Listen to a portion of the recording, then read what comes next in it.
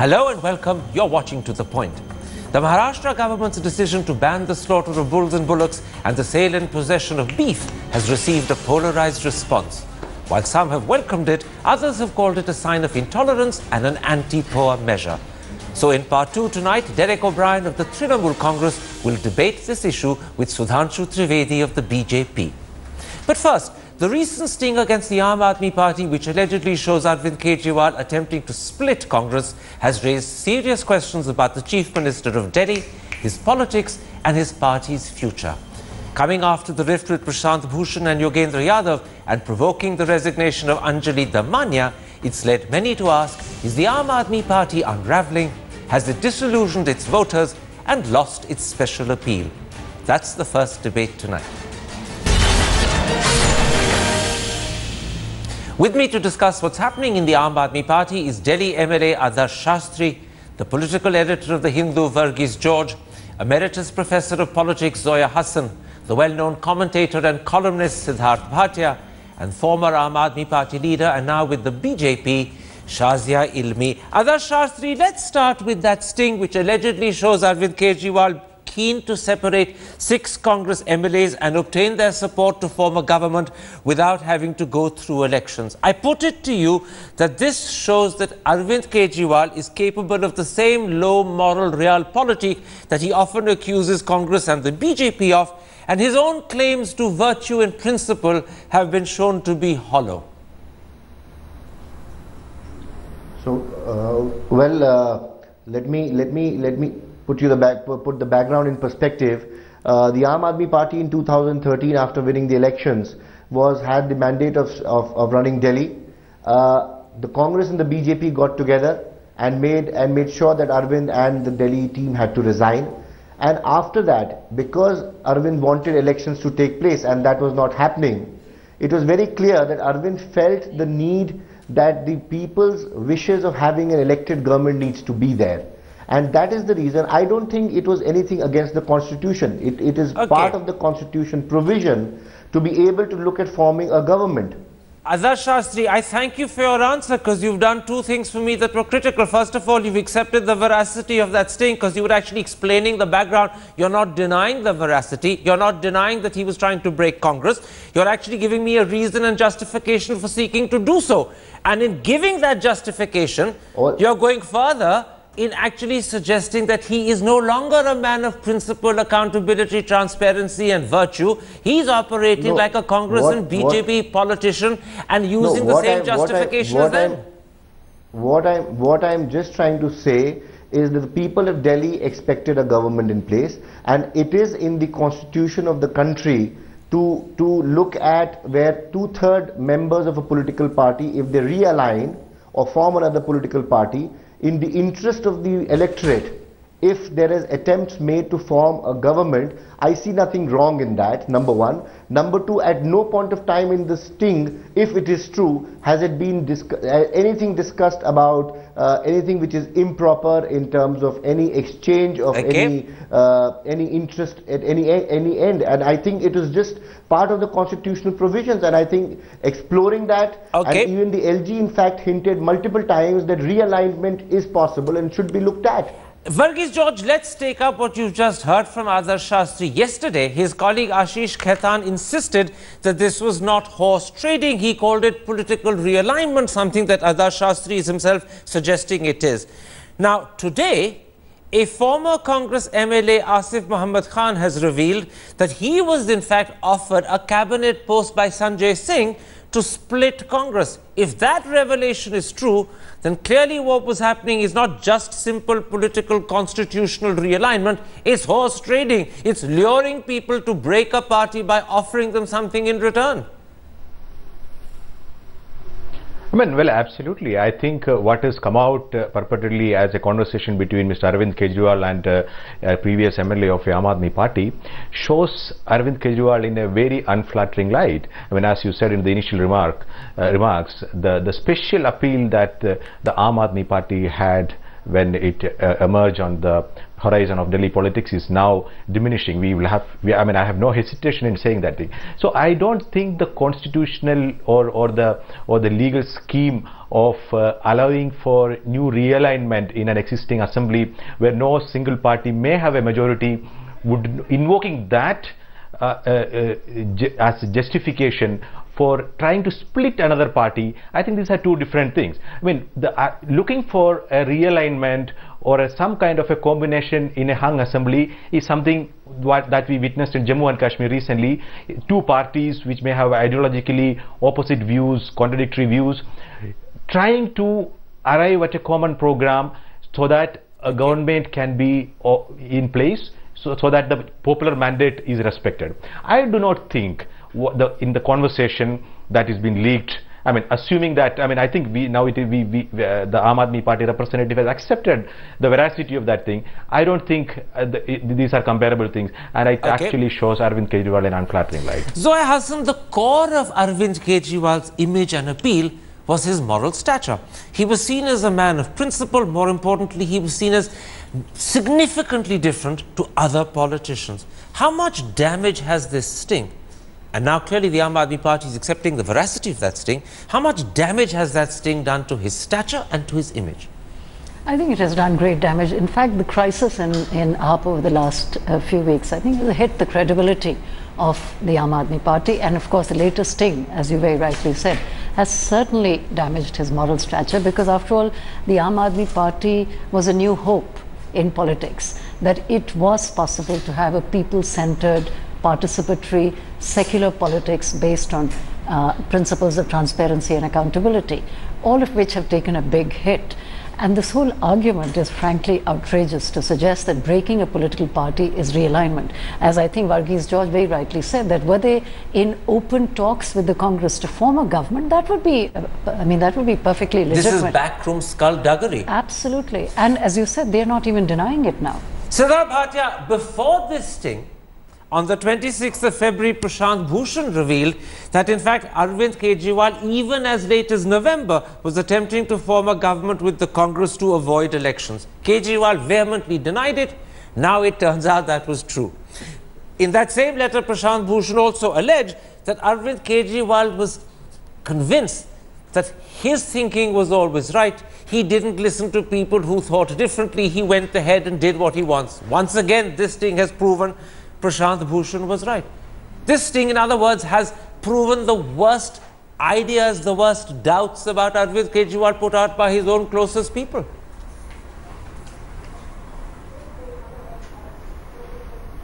So in fact, I remember even Ajay Maken saying something like AAP approaching congressmen and trying to bring them over. So I think there was talk about this for some time. You know, I have a slightly different take. Yes, it has done damage, but it has done damage only because of the persona and the kind of image building that AAP had done over the last 2 years, of being not only cleaner, but also in general holier than thou in every respect. And they were behaving like, you know, a movement, a cleansing movement, something that would come and wash away all the you know, accumulated sins and crimes of politics of the last 50 odd years. But reality, political reality is something else, and when you get in, you realize that compromises have to be made, and as Mr. Shastri said, that governance has to be provided, and we had to form a government, and he went ahead and did it. Can I interrupt? Instead of this happening later, it has happened sooner. Can I interrupt and put this to Siddharth Bhatia? It was that image that Aam Aadmi projected of itself as a cleansing entity that actually was its appeal. That's one reason most people voted for it. Now, whether for reasons of compromise that are necessary or because of accidents, that image is lost, damage is seriously done. But may I just suggest and cast our minds back to the Janata Party of 1977, which came in with all kinds of solemn, I don't mean to be cynical here, I'm just saying that politics has a way of bringing harsh reality into public life, and that the Janata Party took a solemn oath at Rajghat under and the look what happened to Janata in just 2.5 years. Gandhi is gone. But look what happened to Janata in just 2.5 years. The great hope became the great disaster, and it was wiped out by Mrs. Gandhi. Let me bring in Shazia Ilmi at that point. Shazia Ilmi, you broke with Arvind. I'm in no argument with you, Karan. Good, good. We're on the same page. Shazia Ilmi, you broke with Arvind Kejriwal because you were disillusioned with him. You were disillusioned with what was happening to the party. Does this sting? And everything that's happened around the sting, both before and after, has it ended up corroborating and confirming your worst concerns? Well, that and more. And the idea is not for my words or my worst misgivings to be proven true. But the idea is that, you know, for the first time, a generation saw a different kind of a movement. People get together with a new hope, an actual transformation of body politic. And I think it'll never be the same again, because nobody will believe anybody anymore. But having said that, I would like to point out to Mr. Adarsh Shastri that the Vidhan Sabha he's alluding to, that happened in 2013, that was the first ever election. We fought against the Congress party. All our slogans were against Sheila Dikshit. BJP was not even an enemy, and we did all the dharna, pradarshans and all of that against UPA ministers, Manmohan Singh, and then Delhi specifically against Sheila Dikshit and her government. So none of us, as MLA candidates won, as voters, as volunteers, nobody was aware of this new spin that we're hearing now about political re-engineering or political realignment. Such things were taboo. They were an anathema. This is exactly the kind of politics that we abhorred, so to speak, or at least claim to abhor. Very true. So I find it a big... yeah, so I remember Arvind Kejriwal saying, and me believing it like a fool, and there were many people like me, saying that we are not here to do politics, but to transform it. So to discover later, as I did, and much earlier than others, of course, that all this was all the shenanigans, all the machinations, all the quid pro quo, all kinds of, you know, all the things that parties are known to do, all this was happening. And every time a new kind of spin is being given. Now both the stings that are in circulation now or are being talked about, nobody's denying them. Okay. But so the fact of the matter is, first time Arvind Kejriwal swore, because we were fighting against the Congress party, that we will not take support. Then after some time, we did take support from Congress party, because BJP said at that point of time that, you know, why are you running away from responsibility? Arvind Kejriwal abdicated that responsibility. Lok Sabha elections happened. When after the debacle of Lok Sabha elections, Arvind Kejriwal realized, and I was there in the same meeting, that, oh, now we must go back. We made a mistake. Everybody thinks that we abdicated, we are shirkers from our duty or whatever, what have you. And then all this desperation began. So I think a new kind of entrant in the Indian lexicon of dictionary can be pseudo-honest. You know, we've had pseudo-secular. So it's another Me Too party. Okay. They use whatever was there needed. Everybody needs a cause, you see, to get there. So the whole end game is politics and power. So the end game was power and is power. Let me bring in Adarsh Shastri. Adarsh Shastri, I'm going to pick up one critical thought from this discussion, which I think crystallizes the real problem that's emerged. You were a party that was created self-consciously to transform politics, as Shazia Ilmi put it, not to become like everyone else and perhaps better at the old game. That's what Arvind Kejriwal has revealed about this whole thing. That he's no different from the others. His claim to be better and more moral was hollow. And what you have now ended up doing, through this sting, through the quarrel with Yogendra Yadav and Prashant Bhushan from Anjali Damanya's resignation, is the death of hope. You represented hope, you've killed it yourself, and that's why you are the biggest losers. The death of hope. Well, I don't think so. I totally disagree with this, and I'll tell you why. You know, we are all painting this in the light of political opportunism. In my view, what happened to the question of moral obligation to the people of Delhi? When the people of Delhi had elected a government, and after the Lok Sabha elections, the people of Delhi needed a government. to help focus on development. At that point of time, Arvind decided to take that moral high ground and said that we will try and realign and see if it's possible to work out and make a government with honesty. At no point of time in these at no point of time in these sting operations has there been any discussion of anything which is dishonest. Can I interrupt? Firstly. Secondly, Secondly, in both of these sting operations, you know, you are talking of these operations being done by people who have been discredited and have been out of the party system for over 6 months. You know, we are verifying the veracity of these sting operations, and I think we are losing out on the big picture. Can I interrupt? Adar Shastri, I want to interrupt. This is Karan Thapar. Listen to me for a minute. Government in place. You're trying to explain this whole incident by saying that Arvind Kejriwal took the moral high ground when he decided that he would find a way of forming a coalition with a breakaway faction of the Congress party. Actually, are you forgetting? Just a moment, let me finish the question. Let me finish the question. Let me finish the question, please. Have you forgotten that Arvind Kejriwal claimed to have taken the moral high ground in February when he resigned from the chief ministership, thinking the best thing was to get out of power? How many moral high grounds is he going to climb onto, which happen to be contradictory and polar opposite to each other? It seems every time Arvind does something, he's finding a new moral high ground. That's why this claim to moral superiority has shown itself to be so false. It's such a convenient excuse you trot out to wrongly justify skullduggery and low realpolitik. Karan, I would just like to say to this, the moral high ground which Arvind took in February of 2014 was based on the fact that he was unable to present a bill which was the single biggest reason for coming into power. Yep, and then he found another moral high ground after that. The moral high ground... He's a man in search of moral high ground, isn't he? He's like a mountaineer. Delhi needed an elected government.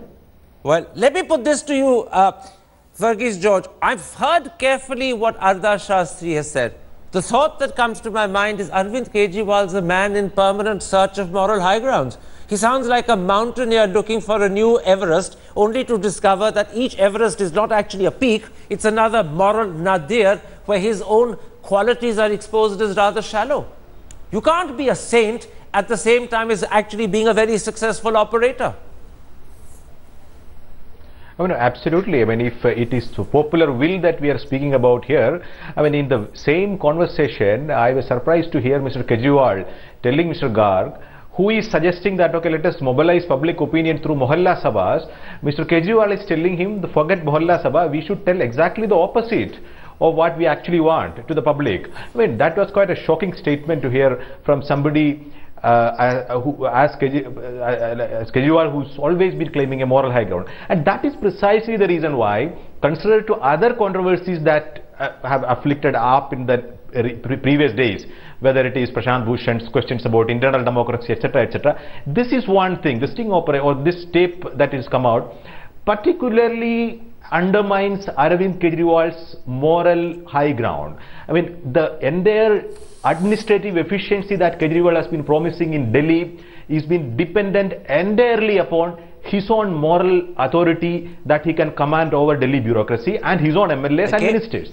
This one conversation, I think, severely damages that high ground that he's been claiming, and therefore I think this would be much damaging to him than it was previously thought, I guess. Zoya Hassan, let's move beyond that sting, because actually there's a lot else about Arvind that has been revealed. On the very day this sting was made public, there was also a letter released by Prashant Bhushan and Yogendra Yadav that reveals that Arvind Kejriwal, immediately after the Delhi defeat in May, wanted to reconstitute the PAC so that people of his choice and preference were there rather than those he disagreed with. Secondly, that same letter reveals that there were deep concerns these two had about the questionable candidates Arvind had chosen for the elections that happened then in February, but they were ignored. In fact, Prashant Bhushan's email of the 28th of November says, and I'm quoting, Kejriwal was using the PAC as a rubber stamp for arbitrary, non-transparent and questionable decisions on candidate selection. It also therefore emerges from this letter that Kejriwal was A, dictatorial, not democratic, and B, a bit like Indira Gandhi, he wanted yes men who didn't question him rather than colleagues of stature and intelligence who could stand up to him. Absolutely, and I think that really the striking thing about this AAP crisis, as you just point out, is that one of its USPs has been decentralization, whereas what we find is a great deal of centralization. The very fact that that Arvind Kejriwal wants to hold on to 2 posts, which is to say Chief Minister and convener of the party. It's only really Indira Gandhi and Jawaharlal Nehru who've been both Chief Minister and, let's say, a convener or president of the party. Now, Narasimha Rao as well too. Well, Narasimha Rao too, but for a very short period really. So, but the point is that this is a different party. After all, this is not the Congress party. Congress party is known for centralization. Aam Aadmi party is known for decentralization. And this insistence on centralizing power inside his own hands suggests that Arvind Kejriwal was fond of power and also fond of tight dictatorial control. He seems to be a control freak. But if I could just add a point that has not really been taken, I think that there's a much deeper problem, and the deeper problem has to do with the challenge that a post-ideological party is facing. A party based on morality just doesn't work. I think the basic problem with this party is that it does not have a core ideology. It has core principles which have been violated. But can you really have a party without an ideology? Absolutely. And I think that's the major problem with this party. So that something else that's emerged is a letter allegedly doing the rounds, supposedly signed by 60 MLAs, which is virtually the entire number they have. They've got 67 altogether, demanding that when the National Executive meets, Yogendra Yadav and Prashant Bhushan be expelled from that as well. If that were to happen, and the National Executive meets on the 28th of this month, how deep will the rift and the fissures in the Aam Aadmi Party then become? And also, what would that show us about Arvind Kejriwal's style and the style of the people around him?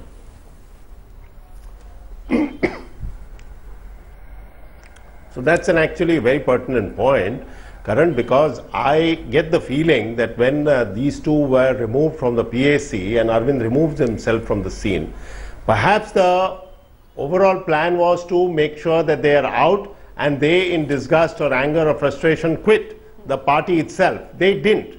So now they're very much part of the party, but only in another body. So that effort will go on. Now, it is absolutely clear, and it was clear for a long time, that these two opposing units, Prashant Bhushan, Yogendra Yadav on one side and Arvind Kejriwal on the other, were not going to get along. They are two different kinds of ideologies, if that may be the word, or different approaches. Yogendra Yadav is constantly talking in terms of let's all sit down and work out a strategy and let's be consensual. This man wants to do everything his way or no way, and in fact now has started doing it in such a way that he is not present when all the crucial decisions are taken, so as not to be above the fray. So that was inevitable. If that happens, I sense that the AAP could actually move forward, but only if they then have a program for delivering things. Absolutely. If they don't, then they are going to collapse under the weight of one man's whims, fancies and aggression, and there will be nobody there to give another point of view to say we may be going the wrong way. So 60 people signing that letter is actually a sign of quite a very dictatorial sign, in my opinion.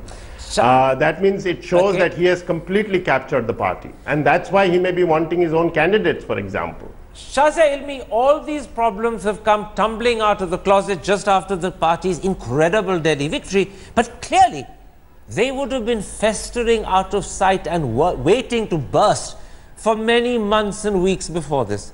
And if that is the case, does that not also then tell us something about Arvind's either his inability or his unwillingness to tackle this problem? And in turn, doesn't that also tell us something about his performance as national convener of the party?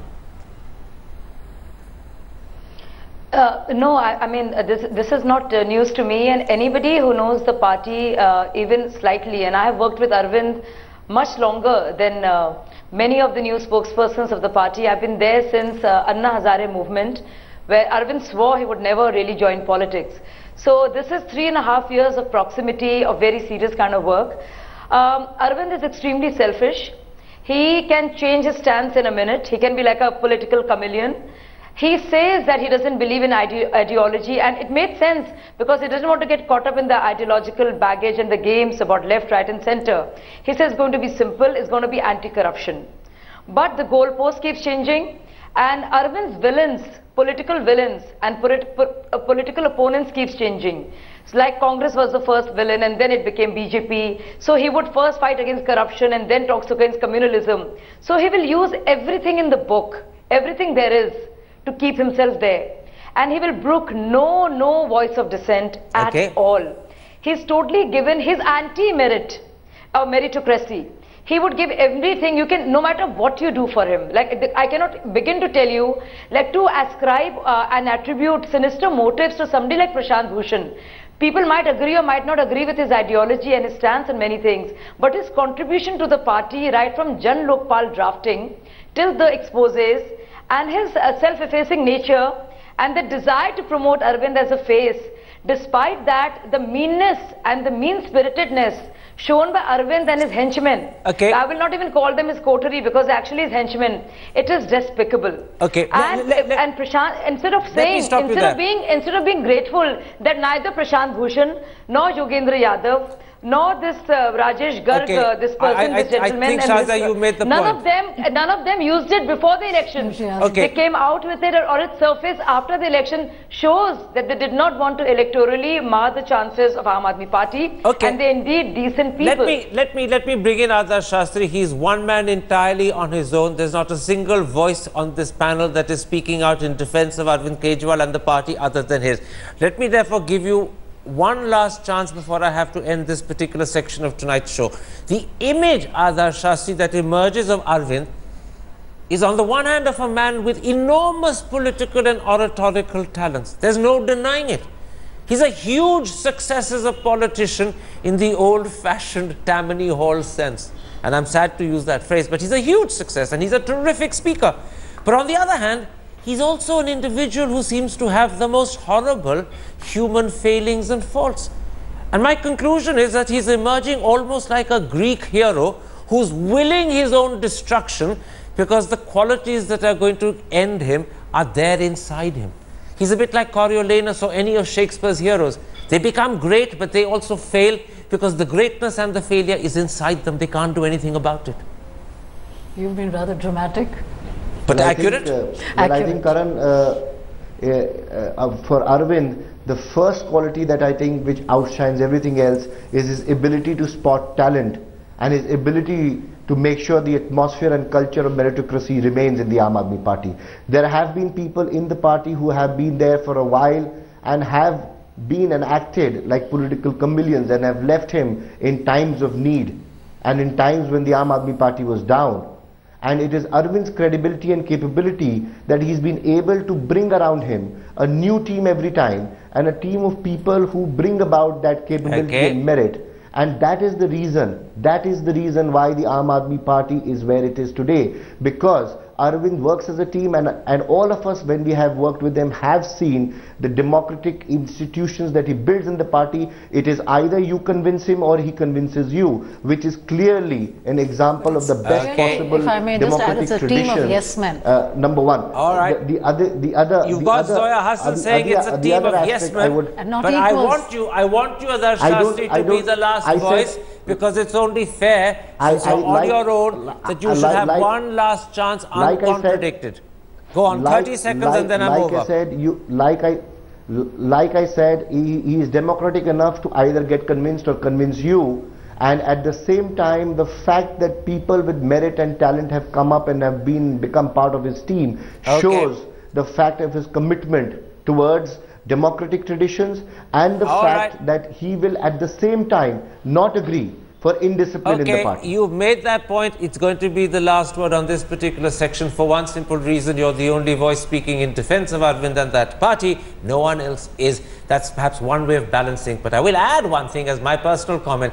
If you say he built a team of talent and recognizes talent, how come he can't see the talent of Prashant Bhushan and Yogendra Yadav? Or is that a talent which is so large that perhaps it threatens him? But that's me asking a question, not inviting a further debate. Just leaving you with that thought. My thanks to my guests for joining me.